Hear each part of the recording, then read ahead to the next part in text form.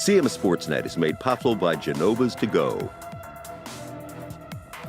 and by Carroll Links.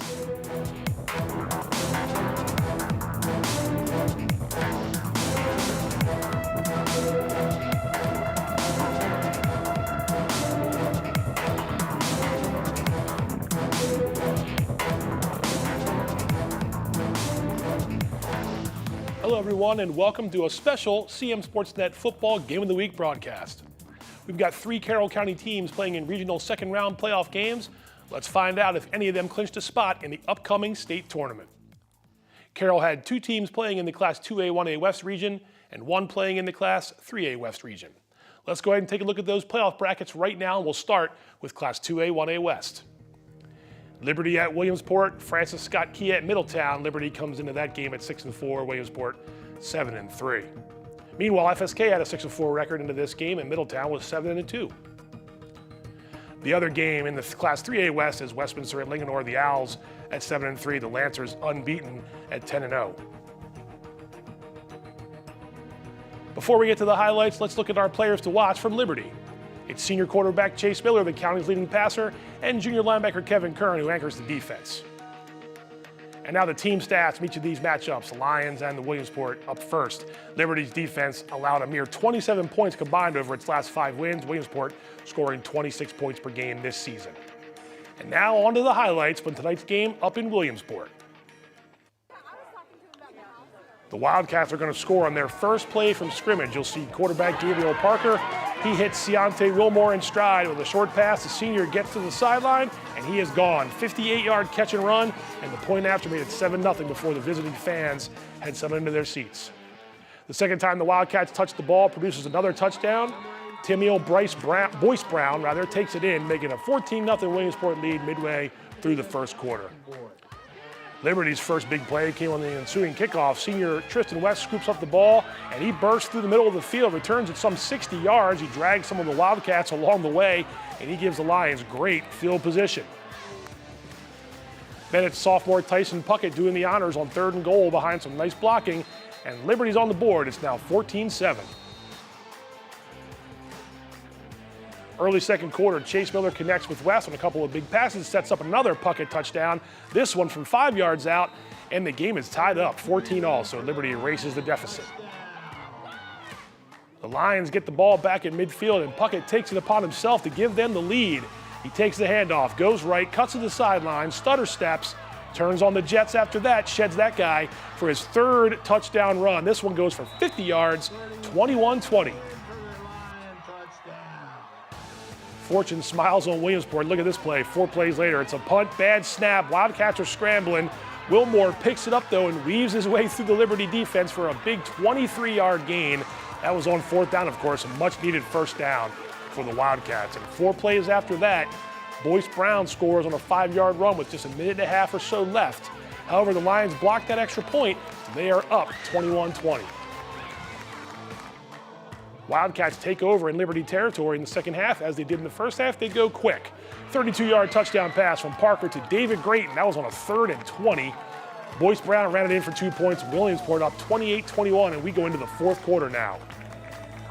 Liberty survived interception and then had a punt block, but on 1st and goal from the 2, the Lions stand up Boyce Brown. You'll see right there a fumble. Liberty junior Charlie Frothingham comes away with the ball. Huge play for Liberty's defense. We go later on in the 4th quarter, though. Wildcats seem to have this one in hand. 7-point lead. They're trying to throw it. Less than 2 minutes to go. Ball pops up in the air. Corralled by West. He gets around to the left side, and he takes it 25 yards into the end zone, and Liberty gets to within 1, 28-27. Coach Larry Luth decides they're going for the win rather than the tie. They give it to Puckett one more time. Why not? Great blocking by the Liberty line. He goes in virtually untouched. The Lions are up 29-28, 1 point with 1:20 to go. The defense still needed to stop Williamsport, however, and junior linebacker Kevin Kern is going to make sure right here. First down pass, steps in front of a Parker pass, interception. He smells the end zone. He takes it all the way, the 2nd pick 6 in 3 plays, and it is now 36-28 with less than 50 seconds to go as Kern breaks the end zone line. Celebrating there in the end zone. Frothingham's going to make one more big play on defense. One last pass. Williamsport had to score a touchdown and go for two. It doesn't matter. Interception in the final seconds will close it out. 15 points in the final 8 seconds gives Liberty the improbable win. 36-28. Puckett goes for nearly 200 yards, 3 touchdowns. West on both sides of the ball. Curran and Frothingham. And it adds up to a Lions win, 7-4, and they're into the state quarterfinals. All right, over to the players to watch for Francis Scott Key. George Taku is a weapon out of the backfield. Colton Feaster been doing his thing on defense for FSK. Team stats, Francis Scott Key, Middletown. Knights had a bye in the first round. Eagles cruised past Century in their playoff opener. All right, time to head to Middletown and see how things went down between the Eagles and the Knights out in Frederick County. It was a scoreless first quarter, and FSK breaks through after that. George Taku, we just mentioned his name, going to catch this pass from Jacob Etzler out of the backfield, and he is gone down the sideline. That's a 63-yard touchdown.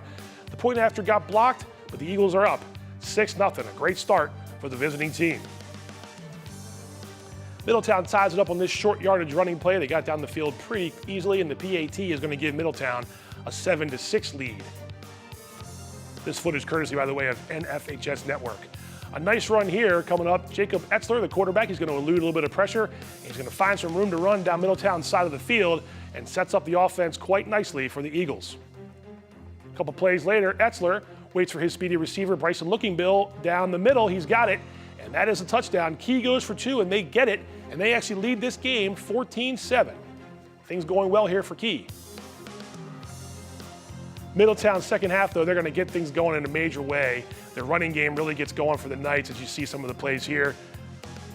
Broken tackles and long runs for Middletown. The Knights were able to get down in pretty close scoring range there, and they're going to score here. This run off the right side, good blocking. No one really gets a hand on Middletown's running game for most of the Knights, so the Knights back on top, or at least come to tie the game here. They're going to actually go for 2 and get it there. Pretty easy play there.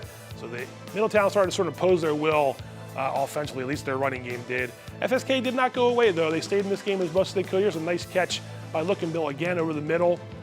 And they're trying to stay close in this game. They get it down inside the 20, so a nice catch by Bryson Lookingbill. Moves the chains. And how about George Taku? We're going to see him here again as we switch sides of the field. Taku comes out of the backfield, and he uses that speed, and he is gone down the middle of the field for another Francis Scott Key touchdown. So the Eagles didn't go quietly, but it was too much Middletown in the second half.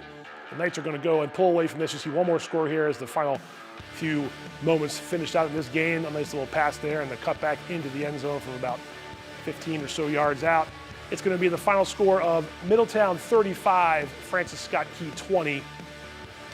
There you see the handshakes. Francis Scott Key's season ends at 6-5, 1 year after they went 1-9, so huge improvement up in Uniontown. All right, one more matchup, and the players to watch first for Westminster. Junior running back Jack Hitchcock's been doing it all for the Owls out of the backfield, and sophomore Isaiah Taylor at linebacker, a little banged up, but look at that, 20 tackles for loss and 9 sacks for the 10th grader. Now the team stats for the Owls and Lancers. You can see just how potent that Linganore offense has been this season. It's highlights time. Let's see who prevailed between Westminster and Linganore in Newmarket. After a long kickoff, set the Lancers up with their opening drive. It's Bradley Matthews on 3rd and short, and it's going to go for a 38-yard touchdown in Linganore right away on the board. Westminster punts. The Lancers are right back at it. This is going to be a pass. Chase Perry hauls it in from Sean Pelovitz, who pump faked and got it down to Perry. 1st and goal for the home team. On the very next play, Pelovitz keeps it. It's a quarterback keeper. It's going to be good for 6 points. Linganore 14, Westminster 0. And the Lancers create the game's first turnover on the next possession. Jason Capone going to step in front of that pass. Rory O'Connor was trying to get it to Braden Troop. Linganore gets the ball right back on offense. Pelovitz goes down the middle here. He's going to find Perry, another one of his able-bodied receivers. This is going to go for 40 yards and another Lancers touchdown. Not the way the Owls drew it up to start this one down 3 scores, but Westminster does get a splash play on the ensuing kickoff. You're going to see Jacob Devilbus field it deep. Actually, now down near the goal line. He breaks off a long return, uses the sideline to his advantage, cuts it back, and Westminster's going to find the offense, going to find itself in the red zone after this long return by Devilbus. Nice job by that young man. And O'Connor going to wait for his receiver, Troop, coming across the end zone. Nice throw, nice catch, and it's the Owls' touchdown. The Owls are down. Westminster down 21-7. Some confusion here on Linganore. The snap is going to go awry right there. And Isaiah Taylor, who we called a few minutes ago as a player to watch, he's going to be Johnny on the spot, falls on it, sets up the offense in great position. But the drive's going to stall. O'Connor's pass is going to roll to his left. The pass is going to be incomplete there in the back corner. Trying to get it to Isaiah Sprinkle. Couldn't do it. Turnover on downs. You'll see another long run here. This is a fake handoff to Matthews. It's Pelovitz, and he's gone up the middle, and it's going to set up the Lancers in the red zone. A lot to handle when you go up to Linganore and face this team.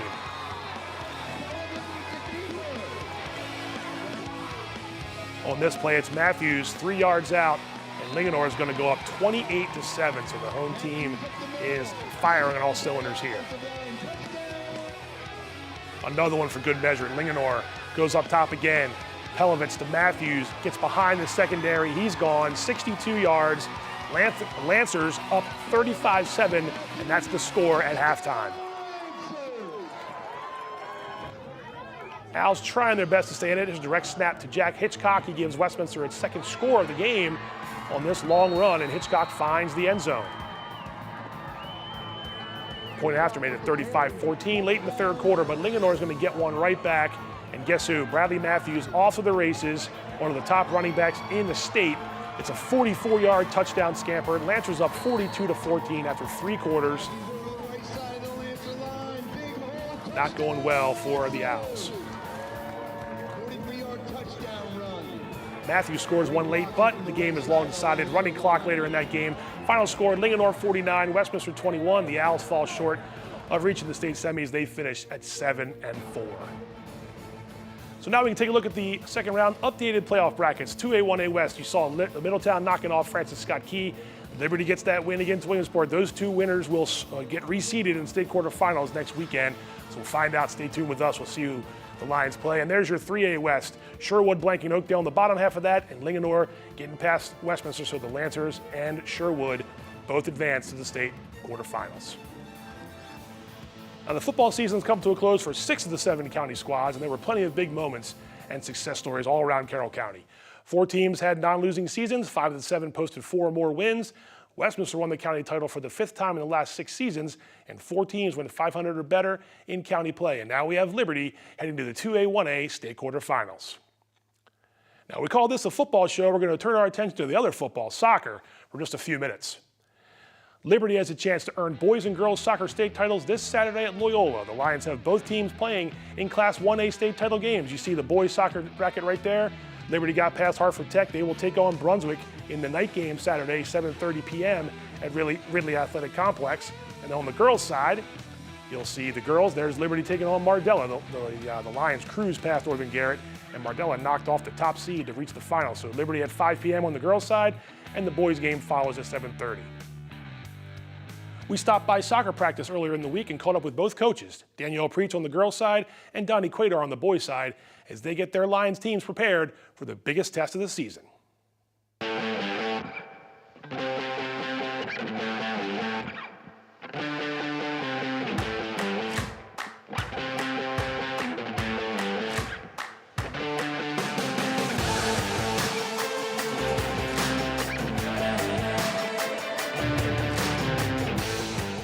Liberty has a chance to bring home boys and girls soccer state championships on the same evening, as the Lions are playing for 2 Class 1A titles November 16th at Loyola, Maryland's Ridley Athletic Complex in Baltimore.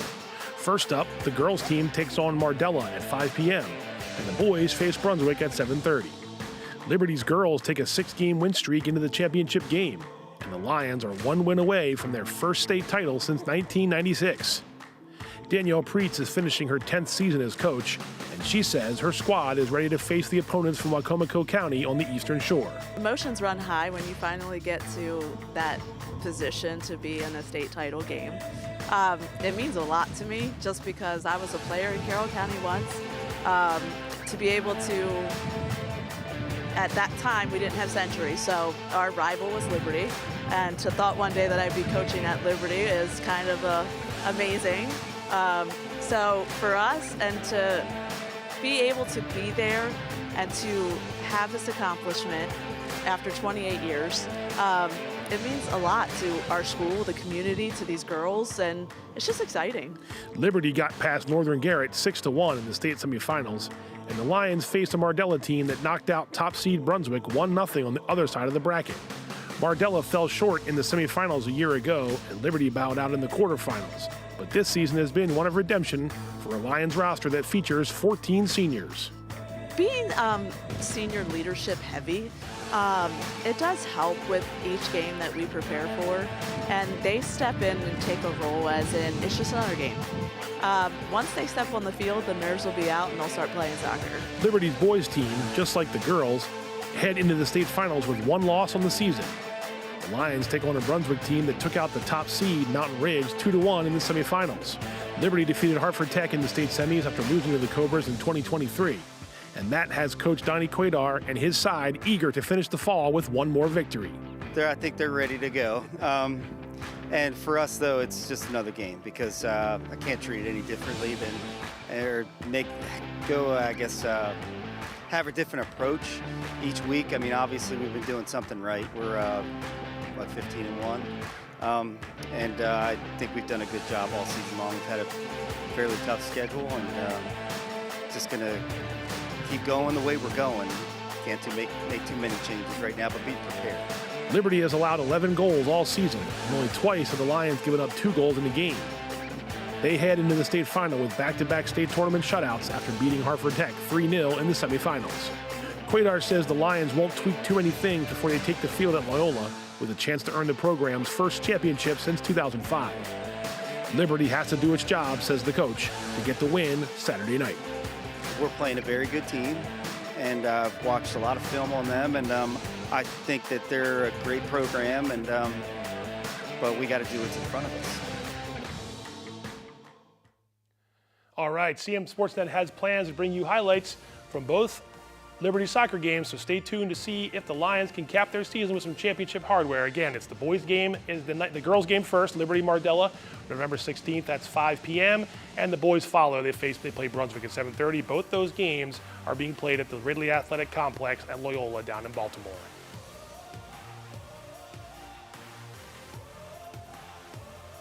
Our latest CMSportsNet Athlete of the Week comes from one of those Liberty soccer teams. After a strong performance in the state semifinals, gets them into the final. Let's go ahead and find out who it is.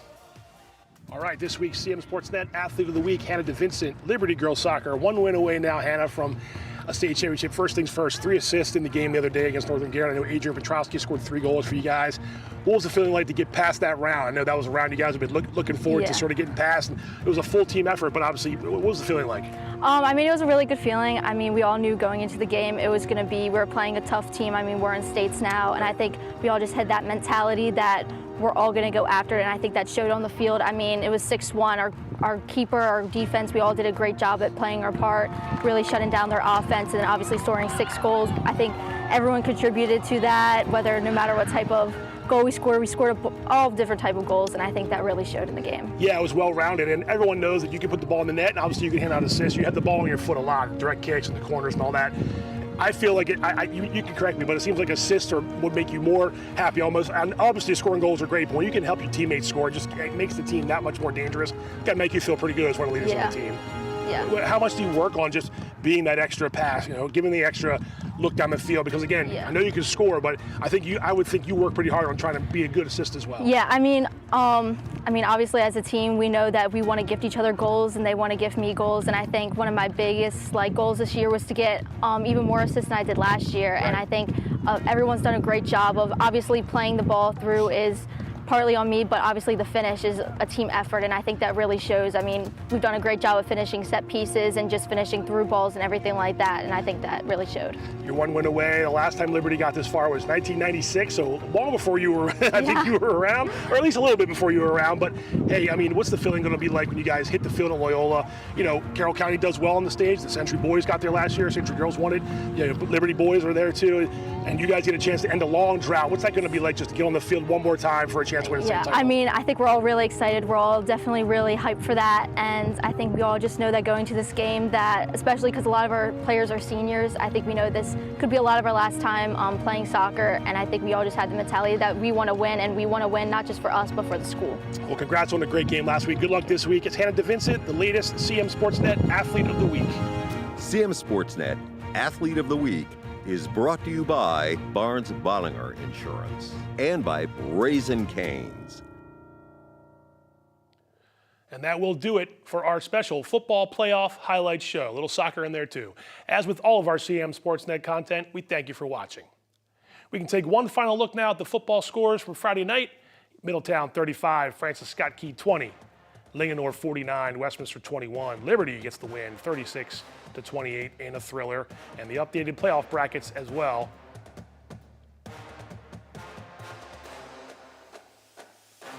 Again, just a reminder that the winners of those round 2 games move on to the state quarters. They don't play each other. It's a reseed. It's a possibility that Liberty's going to likely be on the road for their 2A, 1A West game, and then there's the 3A West as well. Sherwood got past Oakdale, too, on the other side, so Linganore and Sherwood both move on. So we'll see who plays who in the state quarterfinals next weekend. A reminder, we've got you covered in soccer, too. Liberty girls taking on Mardella on Saturday at 5 p.m. in the 1A final, followed by the boys 1A final between Liberty and Brunswick. Look for highlights from those state championship games as soon as possible. Be sure to follow all of our high school sports content online on Facebook and YouTube, as well as our website at cmsportsnet.com. You can watch us on cable channel HD 1072 and be sure to follow us on Instagram at CM Sportsnet Action. For everybody here at CM Sportsnet, I'm Pat Stoetzer saying have a good night, and we'll see you next time.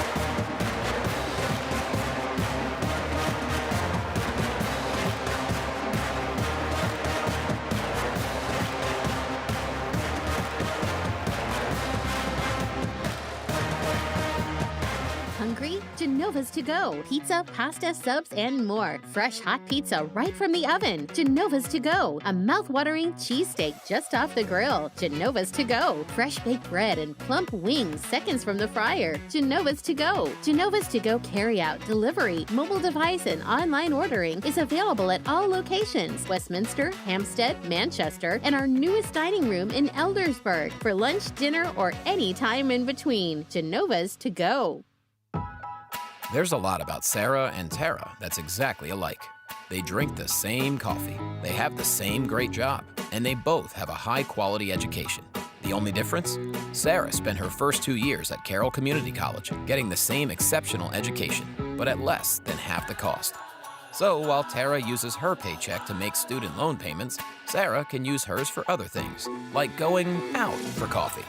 Get started at carrollcc.edu.